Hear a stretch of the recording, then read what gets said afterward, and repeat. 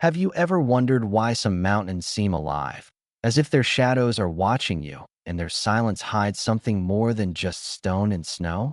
There is one range, hidden deep beyond maps most travelers trust, where the peaks are said to breathe with secrets older than memory itself. Few dare to climb them, and those who do rarely tell the full story afterward. But one tale has survived, whispered from one traveler to another, carried like a fragile ember of truth that refuses to die.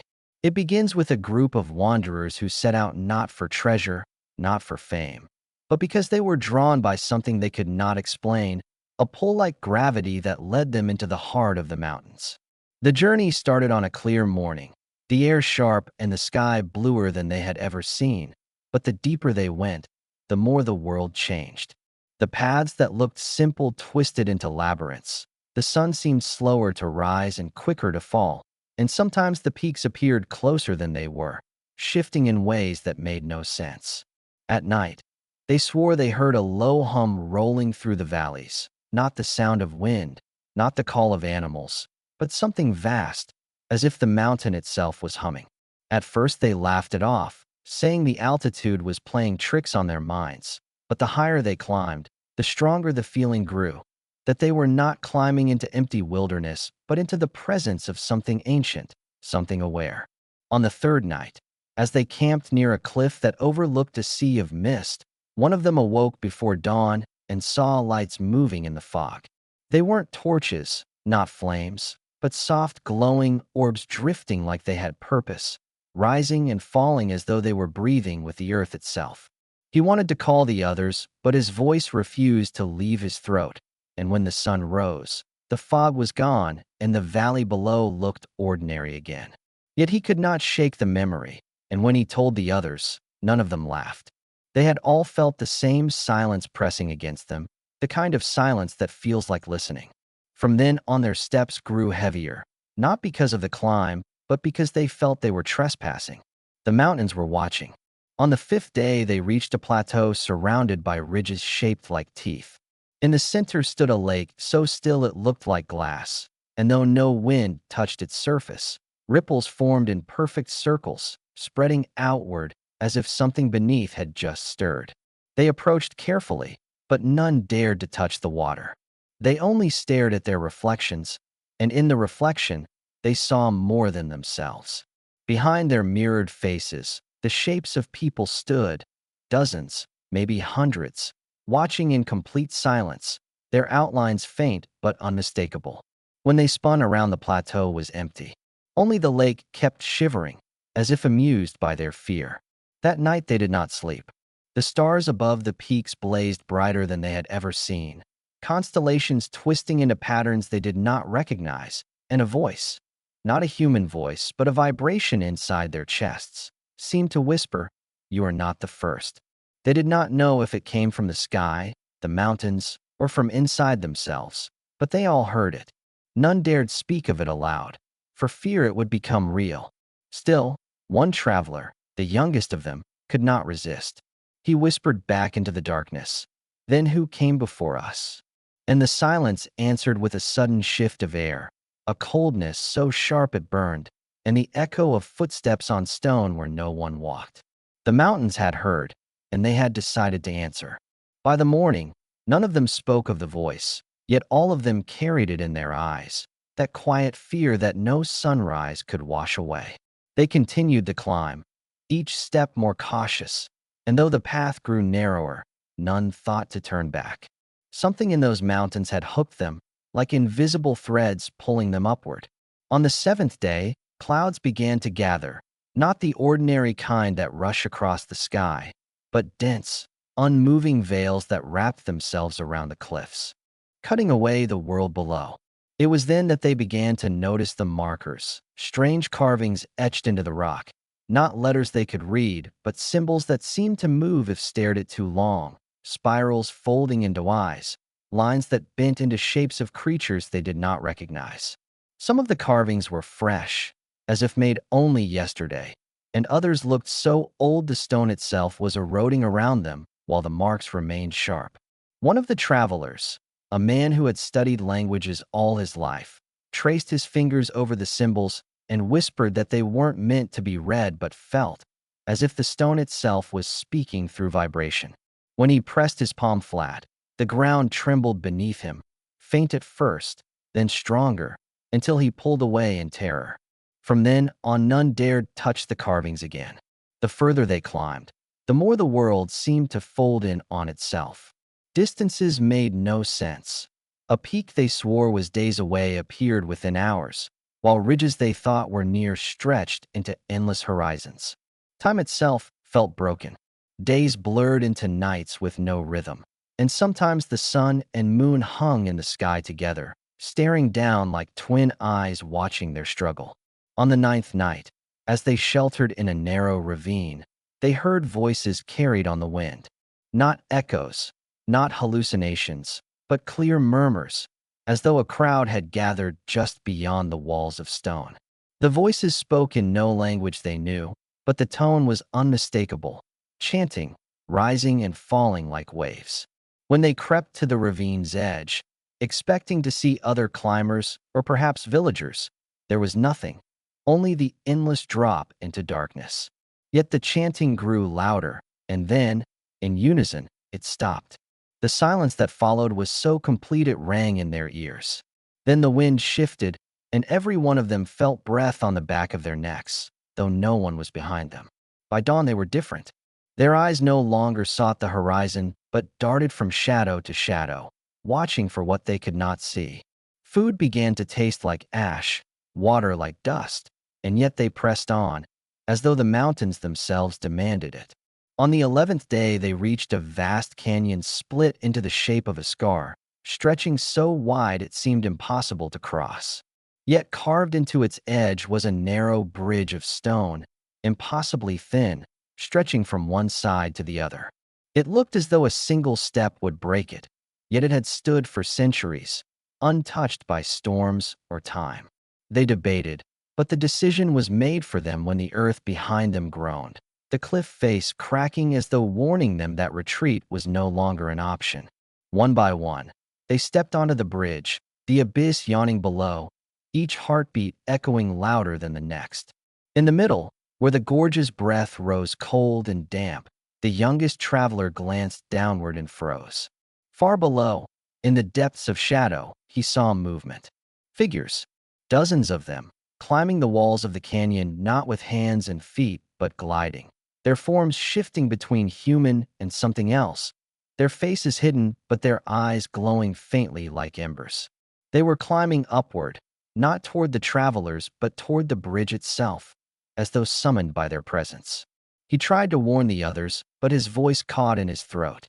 Only when they reached the other side did he collapse, shaking, finally spitting out what he had seen.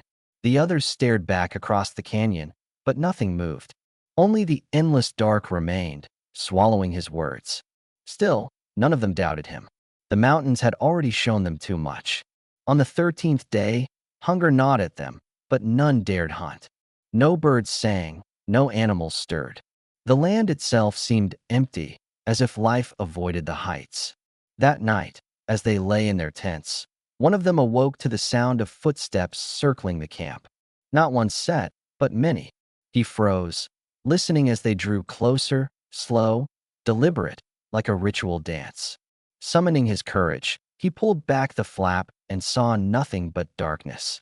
Yet the footsteps continued, encircling them, until suddenly they stopped. He retreated inside, heart racing, and when dawn came he saw a ring of footprints pressed into the earth around their camp, bare human feet, dozens of them, circling perfectly. And then he realized they had not sunk into the soil, but risen from it, as if the ground itself had formed them in imitation of what walked above. The mountains were no longer simply watching, they were responding. The next days passed with a strange rhythm, neither fast nor slow, as if the mountains themselves were counting their steps, measuring their resolve.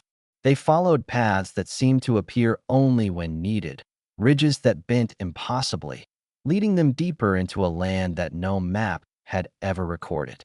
On the 15th day, they entered a valley encircled by jagged peaks, where the snow glimmered with colors that did not exist in the ordinary sky. Here the air carried a faint melody, not from wind or birds, but a sound that vibrated directly in their bones, a song without words that pulled memories from places they did not know they had. One of the travelers, the eldest among them, swore he saw shapes in the snow, creatures walking slowly, almost transparently, blending with the landscape, and yet undeniably alive. When he called the others, the figures vanished, leaving only footprints that dissolved as soon as they were touched.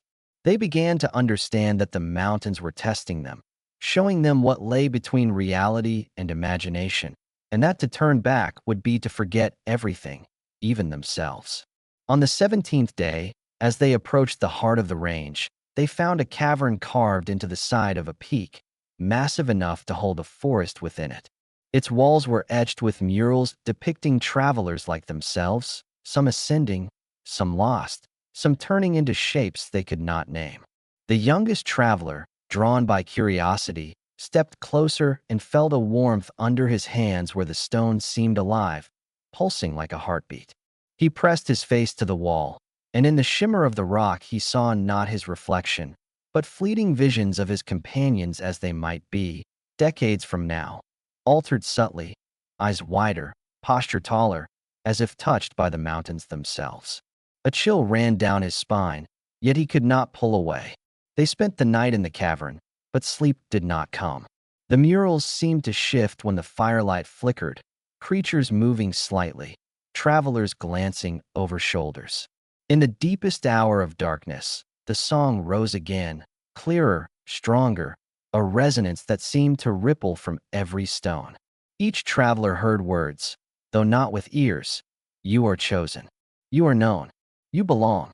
Fear and awe intertwined, a feeling so overwhelming it brought tears to eyes hardened by years of wandering. In the morning, the mountains presented the next challenge, a glacier, massive and ancient, stretching like a frozen river toward the horizon. The surface glowed faintly, reflecting light that did not come from the sun. Every step produced echoes that were not their own, whispers of footsteps that had passed here long before. As they crossed, shadows stretched and folded beneath their boots, sometimes appearing to move in patterns, forming shapes that made no sense but spoke of memory, of history written in ice. Halfway across, the youngest traveler stumbled and fell, and for a moment, it seemed he would be swallowed by the crevices below. But the ice responded. Just beneath his hand, a ledge rose to catch him, solid, warm, as though the mountain had reached out. When he looked down, the chasm appeared normal again, and the ledge was gone, leaving him shaken beyond reason. By now, they understood the truth. The mountains were alive, not in the sense of animals or plants, but in a consciousness older than their world, capable of shaping reality, bending perception, and choosing whom to guide and whom to test. On the 20th day, they reached a summit unlike any other, a place where the peaks converged into a jagged crown that pierced clouds, where the wind carried scents of rain that had never fallen and echoes of storms that had never come. Here, the mountain's heart revealed itself. A lake of liquid light, glowing faintly, shimmering with colors that could not exist in human eyes, reflecting not only their forms but the essence of who they were and who they might become. They approached, hesitant, knowing that to touch it would be to commit fully to the mountains, to accept the reality beyond reality. One by one, they knelt, dipping their hands into the luminescence, and each felt a rush of memories that were not theirs, visions of travelers long past, whispers of their lives, their triumphs, their failures, and their secrets. They saw faces of friends, strangers, and creatures of legend, all coexisting in this eternal reflection. When they withdrew their hands, each felt a bond, invisible but unbreakable, a thread tying them to the mountains forever. They did not speak. Words were not needed. The mountains had spoken, and they had answered. As they rested on the summit, watching clouds swirl below them like oceans, the wind carried a final message, not audible, but understood. You may leave, or you may stay. The mountains remember. And at that moment, every traveler realized something profound. no one truly leaves these heights. Whether in body or in spirit, everyone who dares to walk among the peaks becomes part of the mountain, and the mountain becomes part of them. They could descend, return to the world below, tell the tale, and know that a part of the mountains would follow, quietly shaping dreams and decisions. Or they could stay, surrender fully, and become another whisper in the wind, another echo in the ice, another set of footprints circling the hidden valleys, waiting for the next travelers brave or foolish enough to listen. As the travelers lingered on the summit, the choice weighed heavily upon them. Each could feel the mountain's pull, a gentle insistence that was impossible to resist. Time seemed suspended, the air thick with the scent of ice and stone, and the sky above twisted with colors that made their hearts race with both wonder and fear. The eldest traveler spoke first, his voice a whisper carried on the wind. We cannot ignore what we have seen. The mountains, they are alive. They are older than anything we know. The youngest simply nodded, staring at the lake of liquid light, feeling its warmth spread through him like memory and promise entwined. One by one, they approached the lake again, dipping hands and faces into the glow, letting the mountain imprint upon them. Each felt their consciousness expand, a vastness beyond their own mind, as though the mountains were sharing everything they had ever witnessed, every secret, every traveler who had come before. When they lifted their heads, the peaks surrounding them seemed to bow, a silent acknowledgement that they had been accepted, chosen, or at least noticed. Descending now felt different.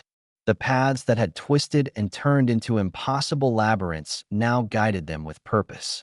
Snowfields that had seemed endless now sloped gently downward. The wind whispered in tones that felt like words, telling them the history of this range, of travelers who became myths, of creatures that existed only in reflection, of peaks that watched over valleys long abandoned by man. They understood that the mountains did not test for pride, nor for courage, nor for fame. They tested for awareness, for the willingness to see beyond ordinary eyes. Every step back toward the world below carried the weight of knowledge and the lightness of awe. On the penultimate night of their descent, they camped near a ridge overlooking a forest that seemed ordinary but was touched by the mountain's presence. Shadows shifted subtly, forming shapes that disappeared when looked at directly, and the air held that same low hum they had heard at the beginning, reminding them that they were never alone. They spoke little, each lost in the recollection of the lake, the carvings, the figures in the canyon, the glacier ledge that had risen to save one of them, and the feeling of being remembered by a consciousness older than memory. When they finally emerged from the mountains into familiar valleys, everything appeared smaller, the world flatter, simpler, but within them, the mountains had left a permanent imprint. They could never see ordinary landscapes the same way again. At night, the echoes of the peaks returned in dreams, the liquid lake glowing faintly behind closed eyelids. Whispers of travelers passed circling them in the dark, reminding them that a part of the mountains was now within their minds. Years later, when they told their story, no one could truly believe it, and the travelers did not expect anyone to. Maps offered no proof. Photographs captured only empty ridges, and even when they returned to the range, it seemed different. The peaks farther, higher, impossible to find the exact path again. Yet those who had walked the mountains carried a quiet power, an intuition that guided them through life, a sense that they had touched something eternal. And sometimes, on clear nights when the wind bends just right and the stars burn brighter than they should, they hear the faint hum of the mountains calling, reminding them that the peaks never forget, that every traveler leaves a trace, and that the mountains will always be waiting for the next soul willing to see beyond the stone, beyond the snow, beyond the ordinary world into the heart of something alive, something timeless, something that watches patiently, endlessly, for those who dare. The mountains, eternal and enigmatic, hold their secrets for those who climb, and every legend whispered around a fire, every tale passed from traveler to traveler, carries a fragment of that hidden truth, that to walk among the peaks is to become a part of a story older than humankind, a story written in stone, ice, and light, and that when the mountains call, the heart that listens can never return unchanged.